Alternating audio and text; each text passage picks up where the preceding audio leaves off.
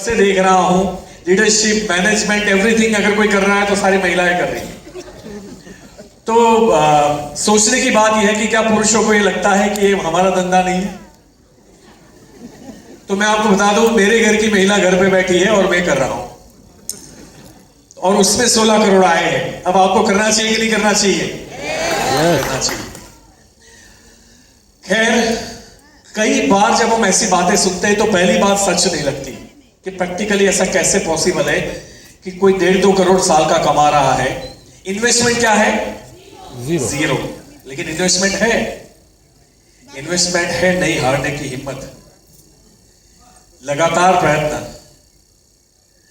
Focus, hard work, commitment, consistency, perseverance. Perseverance को हिंदी में मत शब्द है, लगे रहो वरना भाई। ये सब चाहिए तब जाके सक्सेस मिलती है। और आज शायद मैं आपको सिखाने यही आया हूं कि कुछ फैक्टर्स सिखाऊंगा जिससे इंसान आम आदमी क्यों होता है और खास आदमी क्यों होता है। कई लोगों को लगता है ये नसीब की बात है, लगता है यस, हाँ भी है ना भी है। मैं बताता हूं नसीब कहां है। कोविड जैसी महामारी के बाद अगर तू जिंदा है ना तो तू नसीब वाला है। तू अगर मुझे देख पा रहा है तो कई लोग हैं जो बेचारे देख भी नहीं सकते, तू नसीब वाला है। तेरा हाथ पैर चल रहे हैं तो तू नसीब वाला है। तू मेरी बात को सुन रहा है तो तू नसीब वाला है। मेरी बात को समझ रहा है तो जबरदस्त नसीब वाला है। और इसके बाद भी सफल होने के लिए तुझे नसीब चाहिए तो फिर मुझे कोने में ले जाना पड़ेगा। मेरी लैंग्वेज थोड़ी हार्श है लेकिन बड़ा भाई मान लेना, चलेगा? किसी को बुरा लगे तो मैं शाम को उड़ जाऊंगा, जो हो सके उखाड़ लेना उसके बाद।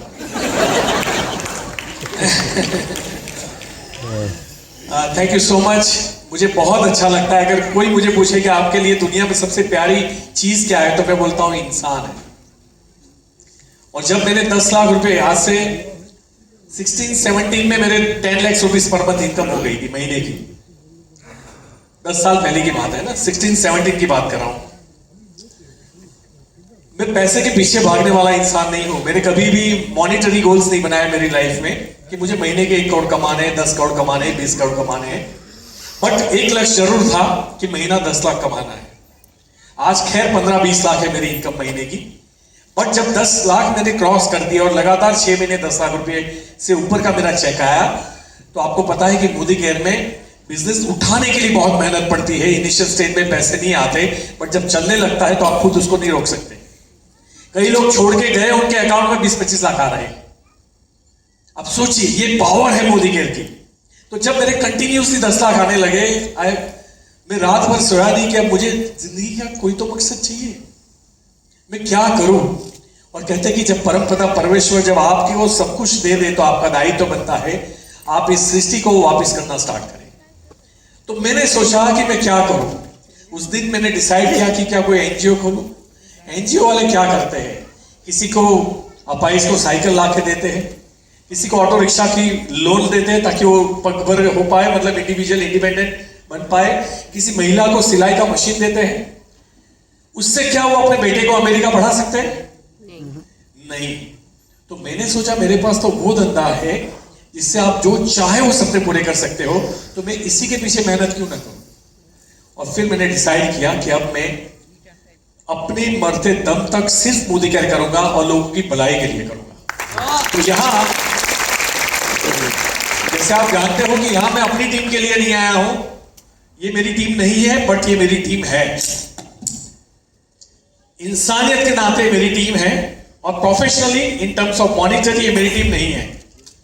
और मुझे उससे कोई फर्क नहीं पड़ता मुझे पैसा आता है कि नहीं आता।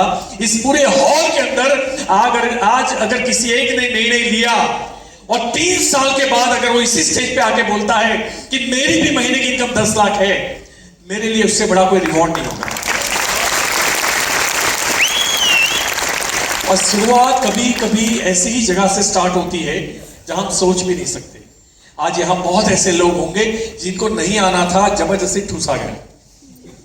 और ऐसे बहुत लोग हैं जो बेचारे आना चाहते थे, कहीं बारिश हो गई, कहीं पंचर हो गया, कुछ प्रॉब्लम हो गई, घर में गेस्ट आए, बीमारी आ गई, व्हाटएवर, और वो आ नहीं पाए। होगा कि नहीं होगा? इसे बोलते हैं नसीब। जो आ नहीं पाए उनका नसीब अच्छा नहीं था, लेकिन इनको ठूसा गया है, वो दुनिया के लकीएस्ट पर्सन है। क्योंकि आज कम से कम आपको आईना दी जाएगा, आज के बाद आप भगवान को ये नहीं बोलोगे कि मुझे एक मौका नहीं दिया था। कभी नहीं बोलोगे। अगर कर जाओगे तो कर जाओगे, नहीं कर जाओगे तो भी आपको पता होगा कि मैंने जानबूझ के नहीं किया है। जो जीतना चाहता है, मतलब इस हॉल में डेफिनेटली सारे लोग करोड़पति नहीं बन सकते, बट जिनको बनना है वो सारे करोड़पति बन सकते हैं। जिनको बनना है। अब तुम्हें बोलना आता है कि नहीं, चलना आता है कि नहीं, कन्विंस करना आता है कि नहीं, बेचना आता है कि नहीं, टीम बनाना आता है कि नहीं, आई डोंट नो। जो नहीं आता वो हम सीख सकते हैं कि नहीं सीख सकते? सीख सकते हैं। हमारे बच्चे को अगर मैथमेटिक्स में कम मार्क्स आते हैं तो हम क्या करते हैं? खुद सिखाते हैं, अगर पैसे है तो ट्यूशन भी कराते हैं, राइट? यही करते हैं। तो जब तुम्हें कुछ नहीं आता, तुमने कब ट्यूशन कराया उसका? हमने ये बोल के छोड़ दिया कि this is not my cup of T, ये मेरे टाइप का नहीं है। और क्या छोड़ा पता है आपको? कई लोग बोलते हैं ना, जैसे मेरा कोई फ्रेंड है, वो महीने का 50,000 रुपया कमा रहा है, और ही सेड मी कि अल्पेश मेरे पास टाइम नहीं है, दैट्स व्हाई मैं मोदी का नहीं कर सकता। एक्चुअली वो मुझे क्या कह रहा है कि अल्पेश, मैं 50,000 कमाने में इतना व्यस्त हूं कि 15-20 लाख कमाने का टाइम नहीं है। यही हुआ, सीधा सीधा मतलब तो यही हुआ। आप समझिए लोग क्या कहना चाहते हैं, क्या समझ, आई डोंट नो। एनीवे, मैं अपने नसीब की बातें करूंगा। आप कुछ मेरे बारे में जानना चाहोगे कि नहीं? चाहोगे कि नहीं? ऊपर वाले लोग बोलिए ना। धन्यवाद। पूरी दुनिया आप लोगों की वजह से जिंदा है, आप बोलते ही नहीं हो। मतलब ऊपर वाले जग जाओ। तो मेरा नसीब इतना अच्छा था कि मैं इतने गरीब घर में पैदा हुआ कि हमारी चारों दीवार मिट्टी की थी और एक रूम थी जिसको झोपड़ा बोलते हैं, ओडी। और टेढ़ी बारिश आती थी, एक आध दीवार गिर जाती थी। तो मेरा नसीब वहीं से पता चला आंखें खोल के कि हम धीरूभाई अंबानी के घर में नहीं है, और चीजें हमारे हाथ में नहीं होती। आप कहाँ पैदा हुए वो आपके हाथ में नहीं है, लेकिन आपकी पूरी जिंदगी को आपको कैसे बनानी है, यू कैन ड्राइव इट, आप उसको ड्राइव कर सकते हैं। मैंने अपनी जिंदगी में हर चीज में फेलियर ही देखा। पैदा होते ही फेलियर स्टार्ट हो गया। फीस के लिए पैसे नहीं होते थे, बेंच पे खड़ा कर दिया जाता था। घर में गेस्ट आते थे, चाय दूध के पैसे नहीं होते थे, मम्मा इशारा करती थी, मैं उधार लेके आता था 2 रुपया 3 रुपया, और उसी से चाय दूध में खरीदता था, और फिर गेस्ट के लिए चाय बनती थी। जो हमारा स्कूल ड्रेस था वो हम शादियों में पहनते थे, क्योंकि वो एक ही ड्रेस ऐसा था जो बिल्कुल फुल था, और वो आज धोया तो कल वही पहनना है। अगर वो जैसे अभी जो सीजन चल रही है उसमें कपड़े सूखते नहीं है, तो हमें दूसरे दिन वो भीगे हुए पहन के जाना है। ये हमारी लाइफ थी। प्लास्टिक के जूते पहनते थे, 3 किलोमीटर चल के स्टेशन जाना, फिर वहां से नडियाद जाना स्कूल के अंदर, फिर 3 किलोमीटर 3.5 किलोमीटर वापिस आना, 2 गांव क्रॉस करके। प्लास्टिक के जूते 5-7 दिन से ज्यादा चलते नहीं थे, मेटल रोड पे तो फट जाते थे। उसको जिगजैग उसके अंदर न्यूज़पेपर डालते थे ताकि नीचे सॉक्स जो है वो बचे रहे। ये लाइफ थी। आप कहां हो ये मैटर नहीं करता, आपको कहां जाना है ये तो मैटर करता है। तो आज आप कहां हो, आपको कितना आता है। मैं बिल्कुल देहाती लैंग्वेज थी मेरी। Nowadays I can speak English also, but तब मेरी गुजराती ठीक नहीं थी। हिंदी की बात छोड़ो, इंग्लिश की बात छोड़ो। और जब मैं अपने स्कूल जाता था सिटी के अंदर इंग्लिश मीडियम में, मुझे वास्को डी गामा बोलते थे कि गावड़िया आ गया। इतनी देहाती लैंग्वेज थी मेरी। आप जैसा बनना चाहो वैसे बन सकते हो, लेकिन इच्छा शक्ति होनी चाहिए। और शर्म तो तब आनी चाहिए जब हमारा बच्चा सही स्कूल में ना पढ़ता हो। शर्म तो तब आनी चाहिए जब माँ बाप को खैराती हॉस्पिटल में लेके जाना पड़े। शर्म तो तब आनी चाहिए जब किसी की बच्ची को हम ब्याह करके लाते हैं, तुझे रानी बना के राज करवाऊंगा, रानी नहीं बनती नौकरानी बन जाती है। शर्म तब आनी चाहिए जब नशा करके घर वालों को गाली देते हैं, उनके बीवी बच्चों के ऊपर हाथ उठाते हैं। शर्म आने के लिए सैकड़ों फील्ड है। जिंदगी बदलने के लिए शर्म नहीं करनी चाहिए, सीखने के लिए शर्म नहीं करनी चाहिए। जितने लोगों को हंसना है आपके ऊपर, हंसने दो। मैं आपको वादा करता हूं आखिरी हंसी आपकी रहेगी। शर्माइए मत। पढ़ाई में अगेन असफल रहा क्योंकि इंग्लिश मीडियम में रखा था और हमें तो कोई लैंग्वेज ही नहीं आती थी। मैं 2 ही सब्जेक्ट में पास होता था, गुजराती और हिंदी, क्योंकि मुझे समझ में आता था। इंग्लिश मेरे पूरे गांव में, घर में कोई नहीं बोलता था। मैं कैसे उस सब्जेक्ट को कैसे पढ़ पाऊंगा जहां मेरा कोई बैकग्राउंड ही नहीं है। और दैट्स वाई 10वीं में तो आगे स्टूडेंट अच्छा था तो पास हो गया था, बट 12th में मेरे 4 ट्रायल थे। I am under graduate. मुझे शर्म आती है बोलते हुए। पढ़ना लिखना जरूरी है, पढ़ाई विजन देता है, पढ़ाई डिसिप्लिन देता है, लेकिन तेरे पास डिग्री होने के बावजूद भी अगर तेरी सोच बड़ी नहीं है तो उस डिग्री को आग लगा देनी चाहिए। तो मतलब ही नहीं। तो कोई अगर मुझे पूछता है कि आपका रिग्रेट क्या है, तो मैं ग्रेजुएट नहीं हूं, वही रिग्रेट है, और कि मैंने कसम खाई है कि मरने से पहले ग्रेजुएट होके ही मरूंगा। ये पक्का है। तो बच्चे इसको अदरवाइज ना लें। पढ़ना लिखना बहुत इंपॉर्टेंट है, पढ़ना जरूरी है, लेकिन सोच को बड़ा करना और जरूरी है, मेहनत करना और भी जरूरी है, डिसिप्लिन और भी जरूरी है, कमिटमेंट और भी जरूरी है। ऐसी बहुत सारी चीजें मैं आपको सिखाऊंगा, क्योंकि आज मुझे लगता नहीं है, जिस तरीके से हमारा इवेंट थोड़ा लेट हुआ है तो टाइम बचेगा नहीं। आप फटाफट से जो भी काम करो फटाफट से करना। यहाँ कोई भी मेरे बाद भी जो आएगा आपसे रिक्वेस्ट करूंगा, हम टाइम वेस्ट नहीं करेंगे। रेडी है? यस। फटाफट, क्योंकि मेरा एक और सेशन है और उसमें मैं आपको ट्रेनिंग दूंगा, बट अभी मैं अपनी लाइफ की बारे में आपको बताने आया हूं। खैर, मैंने ITI किया। ITI तो आप लोग जानते होंगे, इलेक्ट्रॉनिक्स। और मैं एज ए सर्विस इंजीनियर मैंने जॉब स्टार्ट की। मेरी पहली तनख्वाह 750 रुपया थी, वो 3 महीने में 2500 हो गई, क्योंकि मैं सेल्स एंड सर्विस दोनों में मास्टर था। मेरा जिसने इंटरव्यू लिया उसी की गलती निकाल के उसकी नौकरी चली गई थी, क्योंकि उसको नहीं आता था उतना मुझे आता था। मैं इन्वॉल्व था। मैं जो भी चीज करता हूं आत्मा के साथ करता हूं, पूरा अंदर घुस के करता हूं, अदरवाइज नहीं करता हूं। फिर मैंने 1 साल के बाद कहीं से 75,000 रुपये उधार लिए और अपना बिजनेस स्टार्ट किया। वैसे हमारे खानदान की उतनी रेपुटेशन नहीं थी कि हम उस जमाने में 75,000 रुपये उधार लेके आए। ये जमाना बात कर रहा हूं तो लोगों को लग रहा होगा कौन से जमाने के, अभी तुम तो यंग हो। तो बाय द वे मेरी एज जानना चाहते हो? 51 कंप्लीट है, 52 चल रहा है।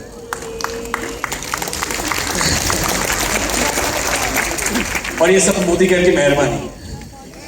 और मैं हर साल जब आप मुझे देखोगे तो छोटा देखोगे 1 साल, ये भी गारंटी, क्योंकि अब हम अपनी बॉडी पे भी इन्वेस्ट करते हैं। मैं 4 घंटा 1.5 घंटा रोज वॉकिंग पे जाता हूँ, गार्डन में जॉगिंग करता हूँ, 1.5 घंटा मैं जिम जाता हूँ और 1.5 घंटा मेरी बॉडी की मसाज होती है एवरी डे, शिरोधारा वगैरह। तो 6 घंटे मुकेश अंबानी भी अपने आप को नहीं दे पाता होगा। अब इससे अमीरी और क्या चाहिए बताइए मुझे? हाँ? और अगर जीना नहीं आया तो पैसे का क्या करोगे? अकाउंट गिनते रहोगे क्या? हाँ? मतलब फटे हुए कपड़े पहनता था मैं, आज मेरे पास 150 से ज्यादा सूट्स है, 100 से ज्यादा जूते हैं, जिस एक भी जूते की कीमत 10,000 से नीचे नहीं है। ऐसे 100 से, मतलब 10 लाख से ऊपर के। मतलब 4 घर है मेरे पास। अभी एक नया खरीदा है जिसको हम बनाएंगे, उसकी कॉस्टिंग आएगी 6-7 करोड़ रुपया। तो प्लॉट खरीदा है मैंने बड़ौदा के अंदर। मैं वडोदरा गुजरात में रहता हूँ। तो छोटे से गांव से मैं आगे बढ़ा। मैंने 75,000 रुपये उधार लिए और मैंने अपने बिजनेस को स्टार्ट किया। इतना छोटा था जब मैंने बिजनेस को स्टार्ट किया, 21 साल की एज थी मेरी। प्रॉब्लम वो नहीं थी मैं 21 साल का था, प्रॉब्लम ये थी यहाँ इतना बड़ा खड्डा था, ये सब अंदर था, और मेरा वजन 40 किलो था। तो इतना, मतलब जैसे हैंगर के ऊपर कपड़े लगाए हो ना, वैसा ही मैं घूमता था। और जब मैं एजेंसी लेने हैदराबाद गया तो उनके MD को मिला, वो रीजनल हेड ने मुझे मिलवाया कि चलो आपको एजेंसी गुजरात की चाहिए ना, इनसे अप्रूवल लेना पड़ेगा, वो आपको 2-4 बातें पूछेंगे। तो जैसे मैं अंदर गया, उन्होंने रीजनल हेड को सेकंड क्वेश्चन पूछा इमीडिएट, इसके पापा किधर है? बोले सर यही मैं है। बोले अब ये बच्चा करेगा, तुम किस किस को पकड़ के लेके आते हो? उन्होंने इंग्लिश में बोला, लेकिन इतनी मुझे समझ में आती थी, 12th तक पढ़ाता था। अब मैंने उनको एक ही बात बोली कि आपको अगर एजेंसी देनी है तो दे, न देनी है तो मत दे, आपको बिजनेस से मतलब है। आप मुझे टारगेट दीजिए, आप मुझे कंडीशनल लेटर दीजिए कि पहले महीने में मैंने इतने मशीन नहीं बेचे, HDPCO के मशीन, जो बिलिंग मशीन आती थी, तो फिर आप मेरी एजेंसी खारिज हो जाएगी। तो उन्होंने मुझे 12 या 13 मशीन का टारगेट दिया कि आपको गुजरात में 22,000 की एक मशीन आती थी। ये 94 की बात है, 95 की बात है। मैंने पहले महीने में रोज की 200-300 किलोमीटर स्कूटर चला के 51 मशीन बेचे थे, 51। उसके बाद मैंने कभी पीछे मुड़ के नहीं देखा, मैं मेहनत करता गया, 5 साल बहुत मेहनत की। उसके बाद ऑफिस खरीदी, कार खरीदी, घर खरीदा, शादी की, और मुझे लगने लगा मैं दुनिया का सबसे अमीर आदमी हूं। तो मैं आराम से बैठ के अपनी लाइफ को गुजार, क्योंकि अब सब आदमी काम करते, मैं सिर्फ चेक पे साइन करता था, और किसी कंपनी के साथ अगर प्रोडक्ट खरीदनी तो बार्गेनिंग करता था। 2 काम मेरे थे, और कोई सारे काम के लिए मैनेजमेंट था। और जब मैं ITI था, लेकिन मेरे वहां भी इलेक्ट्रॉनिक्स वाले जॉब करते थे, तो 20-25 लोग मेरी एक ऑफिस में जॉब करते थे। ऐसी मेरी 4 ऑफिस थी, नडियाद, आनंद, अहमदाबाद और बड़ौदा। तो मुझे लगा अब जिंदगी में कोई प्रॉब्लम आएगी ही नहीं, तो आराम से 10-11-12 बजे ऑफिस आता था, 3-4 बजे घर चला जाता था। सारा सिस्टम ऑटो मोड पे था, सब सही चल रहा था। मोबाइल आए और मोबाइल ने बिजनेस को खत्म कर दिया। मोबाइल सस्ते हो गए, लोगों ने पीसीओ में जाना बंद कर दिया। आज के बच्चों को तो पता ही नहीं होगा एसटीडी पीसीओ क्या होता था। तो बिजनेस मैंने मुझे बंद करना नहीं पड़ा, बंद हो गया। जो 8-10 करोड़ का मेरा एनुअल टर्नओवर था एक ऑफिस के अंदर, वो 30-40 लाख पे आ गया। अब 20-25 आदमी को तनख्वाह करना, मैं थोड़ा फ्रस्ट्रेट हुआ, मुझे डर लगने लगा। मैंने अकाउंट चेक किया तो 44 लाख की मेरे पास कैश कैश थी, सीसी थी बैंक की, और 40 लाख मेरे पास, 30-40 लाख पड़े हुए थे। तो मेरे पास काफी पावर था कोई नया बिजनेस करने के लिए, कोई प्रॉब्लम नहीं थी। लेकिन एक प्रॉब्लम थी, काम करना एक आदत होती है और काम नहीं करना एक आदत ही होती है। और कोविड के बाद जो लोगों की हालत है, चले गए उनके लिए दुख है, लेकिन रहते हुए चले गए उनके लिए ज्यादा दुख है। वो सीख गए कि वर्क फ्रॉम होम, कई लोग जुम खेलते हैं, काम करना पड़ता है भाई साहब। There is no substitute of hard work. इसकी मैंने बहुत बड़ी कीमत चुकाई है। मैं आज भी मेहनत करता हूं एवरीडे। मतलब परसों मेरा एमपी में था, झाबुआ, रात को घर आया, कल अर्ली मॉर्निंग में फ्लाइट था, यहाँ पहुंचा, आज मेरी मीटिंग है। कंटिन्यूसली हम काम करते रहते हैं, और इसलिए नहीं करता कि मुझे बहुत पैसे कमाने, मैं डरता हूं कि मेरे बॉडी को काम न करने की आदत न लग जाए। ये बड़ी डेंजर है। वो जो 5 साल के बाद 9 साल मैंने अपनी चेयर में बैठा, और जब आप अपने जीवन में अच्छी आदतें जानबूझ के नहीं लगाते तो बुरी आदतों को लगाना नहीं पड़ता, लग जाती है। तो ऐसी कुछ बुरी आदतें लगी, ऐशो आराम में जिंदगी बीत रही थी, और एकदम झटका आया कि अल्पेश जाग, कुछ करना पड़ेगा। मैंने ज़ाइकॉम सिक्योरिटी, मैं विजनरी तो हूं थोड़ा, मुझे समझ में आया कि अब सिक्योरिटी कैमरा बहुत चलेंगे। तो 2007-8 में मैंने सिक्योरिटी कैमरे का बिजनेस स्टार्ट किया। 7-8 में, यू कैन से 15-20 साल पहले की बात कर रहा हूं। और मुझे लगा कि अब ये चल जाएगा। फिर एक इलेक्ट्रॉनिक्स वेइंग स्केल का बिजनेस स्टार्ट किया। लेकिन दोस्तों, एक बात तो आज आपको सीखनी होगी, धंधा चलता नहीं है, धंधा चलाना पड़ता है। धंधा चलता नहीं है, धंधा चलाना पड़ता है। भाई तू 1 करोड़ रुपया रोक ले, 5 करोड़ रुपया रोक ले, या फोकट में मोदी केयर कर, हर चीज में मेहनत करनी पड़ेगी। तो इससे अच्छा है कि 5 करोड़ न लगाते हुए किसी ऐसी कंपनी में काम करें जहां हमारा कोई नुकसान ना हो और सिर्फ मेहनत से पैसे आए। और कितने पैसे आए वो तो मैं आपके सामने खड़ा हूं। You can check my bank account also. मैं ओपन चैलेंज देता हूं हमेशा। मेरी हर ट्रेनिंग सेशंस जो होते हैं, मेरे रेसिडेंशियल वर्कशॉप, उसमें मैं मेरा बैंक अकाउंट ओपन करता हूं बैंक ऑफ इंडिया का, और सबको सारी एंट्रीज टैली कराता हूं। मैं अपने आईडी पासवर्ड उनके मोबाइल में देता हूं कि आप चेक कर लीजिए, फिर रिसेट कर देता हूं, बट देता हूं मैं, ताकि आपको मोदी केयर में मेरा जो पैसा आता है वो बैंक में भी आता है, आप खुद देख लो आपकी एप्लीकेशन में। ये सब इसलिए करता हूं कि इस लाइन के ऊपर लोगों को भरोसा नहीं है। हाँ या ना? यस। आती है कंपनियां, बंद होती है, कोई करके चला जाता है। और प्रॉब्लम क्यों है? क्यों ऐसी कंपनियां बहुत चलती है? एक ही रीजन है कि जो चीज हमारे देश में बैठे बैठे मिलती है ना, आदमी लेट के मांगता है, दे दो ना। होता है कि नहीं होता? मुझे अभी भी एक वाकया याद है।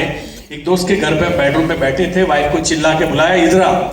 अब वाइफ जो है वो आटा गूंथ रही थी, वो किचन क्रॉस करके, हॉल क्रॉस करके ऐसे दरवाजा खोला, आटे वाले हाथ थे।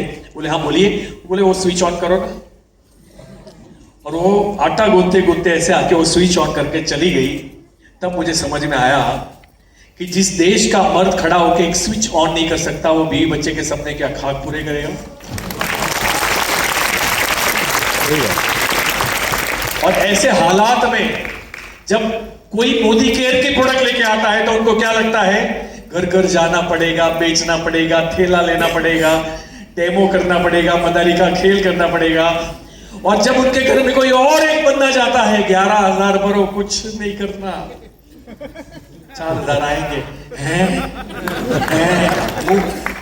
मुंह बाहर आ जाता है और भरता है। पहले महीने पैसे आते हैं, पूरे खानदान के पैसे लगवा देता है। और दूसरे महीने बोले ये वेबसाइट ओपन नहीं हो रही है। और यही लोग फिर झंडा लेके निकलते हैं कि ये कोर्ट वाले झूठे। अरे कोर्ट वाले झूठे नहीं है, वो कोर्ट वाले झूठे जो तूने पकड़े थे, क्योंकि तुम्हें हराम का पैसा चाहिए था। प्लीज अंडरस्टैंड, अगर जिंदगी में कुछ सीखना है तो इतना सीखो, there is no substitute of hard work. कोई पर्याय नहीं है। अब तुम उसको जबरदस्ती कर लो या उसको आदत बना लो, ये आपके ऊपर डिपेंड करता है। मेरी आदत है, आई लव इट। मेरे लिए कोई प्रेशर नहीं है आपको ट्रेनिंग देना। मेरे लिए रूटीन है, रूटीन। जैसे आप सुबह उठ के जैसे ब्रश करते हो ना, वैसे मैं ट्रेनिंग देता हूं। आपके लिए नहाना जितना आसान है ना, वैसे ही मुझे ट्रेनिंग देना मेरे लिए आसान है। बिकॉज मैंने जो जो चीजें मेरे जीवन में मुझे फिट और हिट बनाती है, उसकी मैंने आदत बना ली है।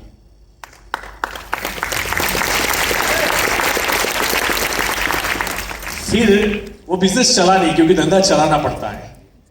मुझे बाहर जाने का मन नहीं हो रहा था और आदमी ट्रेन नहीं थे, तो बिजनेस को शट ऑफ करना पड़ा। 6-7 लाख रुपए तब मैंने उसमें भी लॉस किया कि नहीं करना है धंधा, कुछ और करते हैं।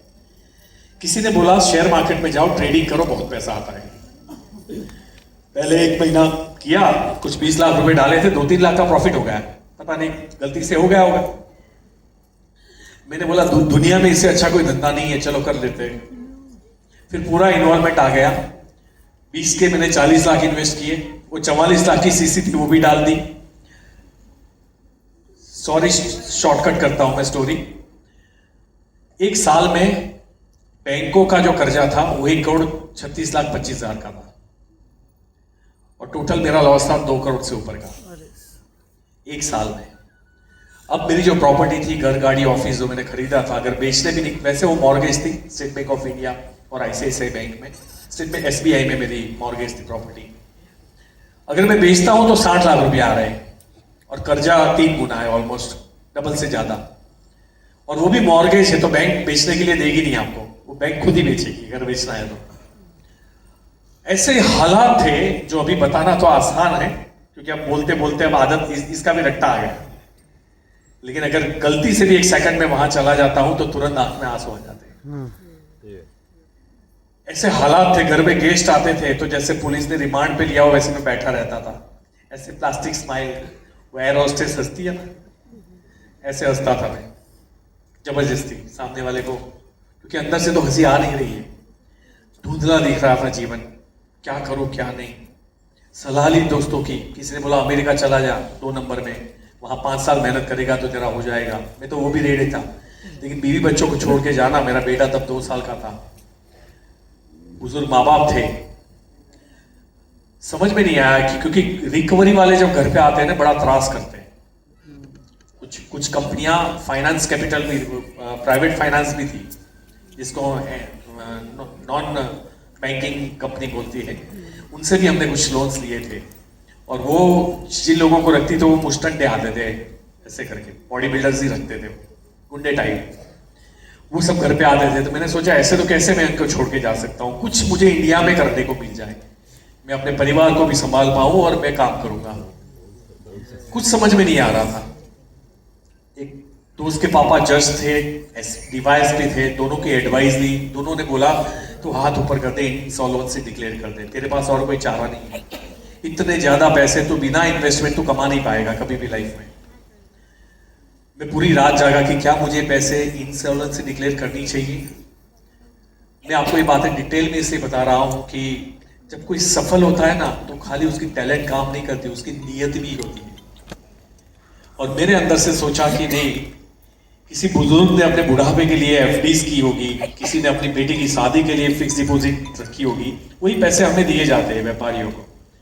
मुझे जब तक मैं जिंदा हूं मुझे पैसे लौटाने के बारे में सोचना चाहिए। और मैंने दूसरे ही दिन निर्णय किया मुझे पैसे लौटाने, चाहे कुछ भी हो जाए। टूटता रहा। ये जिस मीटिंग में हम बैठे हैं, जिसको हम डायरेक्ट सेलिंग बोलते हैं, ये मेरी डिक्शनरी में कहीं भी नहीं था। मतलब कोई अगर मुझे 1 लाख रुपया देता तो मैं ऐसी मीटिंग में जाने के लिए तैयार नहीं था, क्योंकि हमारी एक बाहर से अपनी धारणाएं बनी होती है। हम न्यूज़पेपर पढ़ते हैं, वहां बताया जाता है ये कंपनी गई, इतने लोगों का पैसा लेके गई, ये कंपनी बंद हो गई, इतने लोगों को बर्बाद किया, ईडी ने यहाँ छापा मारे, इनको अरेस्ट किया, वॉटेवर। तो मेरे दिमाग में इसकी कभी भी पॉजिटिव इंप्रेशन नहीं थी। मतलब लाइक तो नहीं करता था, लेकिन मैं नफरत करता था इस बिजनेस को, जिसकी मीटिंग में हम हैं और जो मेरे लिए आज जिंदगी बन चुका है। तो मैंने कभी मेरी लिस्ट में नहीं था कि मैं ये करूंगा। एक दोस्त था, मुझे मुंबई लेके गया और वो पहले से ये काम करता था, लेकिन उसको पता था अल्पेश को ये बात नहीं बतानी है, लेकिन वो ये भी जानता था अब मैं कर्जे में आ चुका हूं। तो उसने मुझे बोला मैं 3-4 करोड़पतियों को मिलाता हूं, शायद तुम्हारा काम हो जाए। तो बोला चलो। वहां जो लोग आए उनकी कोई एक्स्ट्रा ऑर्डिनरी पर्सनालिटी नहीं थी, बट BMW और ऑडी लेके आए थे। तो मैंने पूछा ये लोग करते क्या है? तो बोले वही जो तुम्हें पसंद नहीं है। तो एक चाचा गलती से मतलब पान चबा रहे थे और 60 साल से ऊपर की इनकम थी, और पान खाते खाते थूक रहे थे रूम में, होटल में, मलाड ईस्ट में हमने होटल रखी थी। मैंने मेरे दोस्त का बोला जिसका नाम मनीष है, मैंने बोला मनिया ये चाचा को बोली आप थूके नहीं। तो बोले पैसा उन्होंने नहीं दिया है रूम का। मैंने बोला ठीक है थूकने दो। फिर मैं अपना टीवी देखने लगा। अब वो चाचा धीरे से कुछ बोले कि मेरी लास्ट ईयर की इनकम करीबन 2 करोड़ है। तो मुझे बड़ा अजीब सा लगा कि ऐसा कैसे पॉसिबल है। मैंने उनको पहला क्वेश्चन किया कि आपने इन्वेस्टमेंट कितना किया? फिर भी वो खा रहे थे, ऐसे 4 बताया। मैंने बोला मतलब 4 लाख, 40 लाख, 4 करोड़ नहीं, 40 लाख नहीं, 4 लाख नहीं। फिर थूका, फिर बोले 4 साल, ये 5वें साल की इनकम। मैंने बोला मनीष अगर ये बंदा कर सकता है तो मैं कर सकता हूं, चाहे कुछ भी हो। तो मैंने इमीडिएटली उनके इनकम प्रूफ मांगे, क्योंकि मुझे समझ में नहीं आ रहा है कि सच बोल रहे हैं और मैं एक व्यापारी हूं। तो मेरी बैलेंस शीट बनती है, मुझे पता है, बैंक स्टेटमेंट पता है, प्रॉफिट एंड लॉस पता है, अकाउंटिंग पता है, टैली में जानता था। मैंने उनसे बोला कि मुझे इनकम प्रूफ चाहिए। उन्होंने बैंक स्टेटमेंट और TDS सर्टिफिकेट मंगवाए अपने ड्राइवर को बोल के। मैंने उसकी कॉपी निकलवा के ली, मेरे चार्टर्ड अकाउंटेंट को देके मैंने उसको क्रॉस वेरीफाई करवाया। मेरे सीए ने दूसरे दिन बोला ये सच है, और मेरे सीए ने एक और बात बोली, मुझे भी बताना ये क्या है। तो मुझे समझ में आया कि कुछ दम वाली बात तो है इसमें। फिर मेरे दोस्त का फोन आया कि चेक करवा लिया? मैंने बोला हाँ। तो बोले अब स्टार्ट करो। मैंने बोला नहीं, ऐसे कैसे स्टार्ट करो? पैसे आते हैं समझ में आया, पैसे कहां से आते हैं ये समझ में नहीं आया। क्योंकि मेरी लाइफ में आज भी पैसे आना इंपॉर्टेंट नहीं है, पैसे कहां से आ रहे हैं दैट इज मोर इंपॉर्टेंट। ऐसी कई कंपनियां आती है जो अगर मैं उसमें घुस गया तो मैं 100 करोड़ तो ऐसे ही बना लूंगा 2 महीने में। लेकिन मेरे 100 करोड़ बनाने के बाद कम से कम 100 लोग सुसाइड करेंगे, और मुझे ऐसा पैसा नहीं चाहिए। इससे तो मैं जेल चला जाऊंगा तो अच्छा है। तो मैंने कभी शॉर्टकट अप्लाई नहीं किया। मुझे समझाया गया ये प्रोडक्ट बेस्ड बिजनेस है, तुम स्टार्ट करो अल्पेश, एंड देन मैंने उस बिजनेस को स्टार्ट किया। इनिशियल स्टेज में बहुत तकलीफें आई, पैसे नहीं होते थे। आज लोग ट्रेनिंग में आते हैं, अब उनको ये होता है कि अपलाइन पैसा निकालें। याद रखना, पैसे वही कमाता है जो पैसे निकालता है। यस। अगर अपलाइन निकाल रही है तो चेक किसी का बनेगा। ये मैं आपको स्टैंप पेपर पे लिख के भेज देता हूं। और मैं ऐसे हालात में भी, क्योंकि बिजनेस माइंड था ना, तो मैंने कभी छोटा सोचा ही नहीं। तुम नहीं आ रहे हो, चलो बैठ जाओ मेरे साथ, मेरी कार में बैठ जाओ। मेरे पास कार में पेट्रोल डलवाने के पैसे नहीं होते थे, वो भी उधार लेता था। फिर मैंने गोल्ड बेचना स्टार्ट किया। हमारे पास काफी गोल्ड था, मतलब उस जमाने में भी यू कैन से मतलब काफी था, 1 किलो से ऊपर था जब मैं पैसे कमा रहा था। तो मैंने, लेकिन वो सारा 10,000 12,000 से लेके 16,000 आते आते सारा सोना बिक गया टीम को डेवलप करने में। आखिरी वक्त ऐसा आया था कि मंगलसूत्र भी बेचना पड़ा था वाइफ का। मुझे याद है एक ट्रेनिंग थी मुंबई में, मैंने एक अंगूठी बेची जिसमें नंग था 25,000 का, लेकिन उसकी कॉस्टिंग गोल्ड की अंगूठी थी 7,000 रुपये आई। मैंने वो 7 भी ले लिए और मैंने 7 लोगों को लेके मुंबई गया था। उसमें से 2 लोग हैं जो 4-4 लाख कमा रहे हैं, एक है जो 2 लाख कमा रहा है अभी, और बाकी के नहीं है। चले, कोई बात नहीं। लेकिन आप सोचो अगर वो अंगूठी बेच के मैं उनको नहीं ले जाता तो उनका माइंडसेट कौन करता। ये बिजनेस सोफे पे बैठ के सेट करने का धंधा नहीं है, आपको यहां लाना पड़ेगा लोगों को। आज जो आप फील कर रहे हो ना, घर जाके कितना भी चिल्लाओगे कोई नहीं मानेगा, क्योंकि जिन लोगों ने देखा है वो देखा है, बात खत्म हो गई। उनके अंदर कुछ उतर गया कि ये करना है। जिन्होंने नहीं देखा है, अब तुम कितना भी पॉजिटिव कर लो, वो तुम्हारा रोल निभाएंगे जो तुम आज से पहले निभाते थे ना, वो वाला रोल। नहीं आना है, नहीं करना है, देखते हैं होता है। मैंने इन्वेस्टमेंट स्टार्ट किया। मुझे याद है एक एक करके मेरी वाइफ सारा गोल्ड देती रही। बात जब मंगलसूत्र की आई तो उसकी आंखों में आंसू थे। मैंने वाइफ को बोला था कि सोनल नाम है, मैंने बोला सोनल आज ये बेच रहा हूं लेकिन वादा है 5 किलो लाके दूंगा। अभी 16-17 से आज तक हम ऑलमोस्ट हर महीना 2 लाख का गोल्ड खरीदते हैं।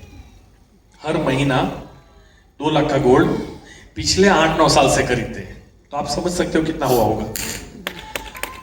अब जब मैंने 6 महीने पहले वाइफ को पूछा कि हो गया 5 किलो, तो उसने बोला कि गिना नहीं है। मैंने बोला गिन लेना। बोले ओके। चाय पी रहे थे हम। मैंने उसको दूसरा क्वेश्चन पूछा, क्या आपको भरोसा था जब मंगलसूत्र हाथ में लिया था मैंने और जो बोला था? तो चाय की ऐसे चुस्की मारी, बोले तो मैं आप लोगों को समझ सकता हूं, क्योंकि यहां तो शुरुआत सबसे पहले अपने घर से होती है। अपने घर वाले नहीं मानते, बाहर वालों को मनाने निकलते हैं हम लोग, है कि नहीं?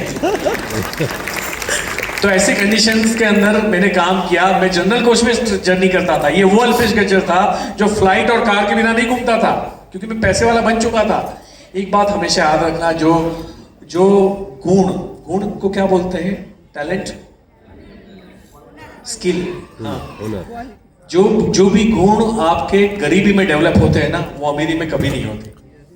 और जो अमीरी में होते हैं वो गरीबी में कभी नहीं होते। और मैं दोनों 2 टाइम कर चुका हूं, इसलिए अलग ही हूं मैं दोनों 2 टाइम कर चुका हूं। फिर मेरी लाइफ में आई ऐसी हालत कि मैं नल के पानी से पानी पीता था।